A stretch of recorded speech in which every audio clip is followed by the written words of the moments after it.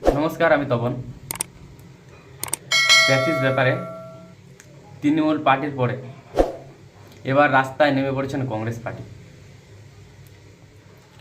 এদের নাটক দেখতে পেলাম কংগ্রেস পার্টির।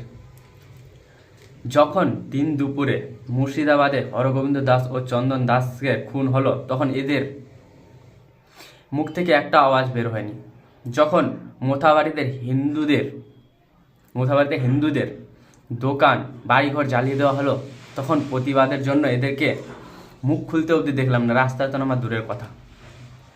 সেদিন ব্রিগেডে প্যাথিস মামলায় ভেজ প্যাথিস বলে ননভেজ প্যাথিস খাইয়ে দিয়েছিলেন।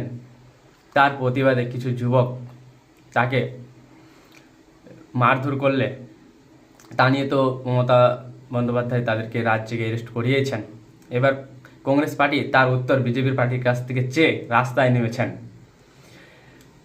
এই অনুষ্ঠানের দায়িত্বে ভারতীয় জনতা পার্টি ছিলেনই না, তবুও ভারতীয় জনতা পার্টির কাছ থেকে জবাব চাওয়া হচ্ছে একটা বিদেশ সম্প্রদায়কে খুশি করার জন্য। ভাগ্য ভালো, রাহুল গান্ধী 95 বার নির্বাচনের দায়িত্ব নিয়েও পার্টিকে হারিয়ে তা কেন হারালো তার উত্তর ভারতীয় জনতা পার্টির কাছে চাননি। এদের এই নোংরা রাজনীতিটা আপনারা বুঝতে পারছেন তো, একটা বিশেষ সম্প্রদায়কে খুশি করার জন্য এরা কিভাবে উঠে পড়ে লেগেছে। আপনারা নিজের হিত বুঝুন এবং জেনে শুনে 2026-এ ভোট করুন। ভিডিওটি ভালো লাগলে অবশ্যই লাইক সাবস্ক্রাইব করে পাশে থাকবেন। ধন্যবাদ।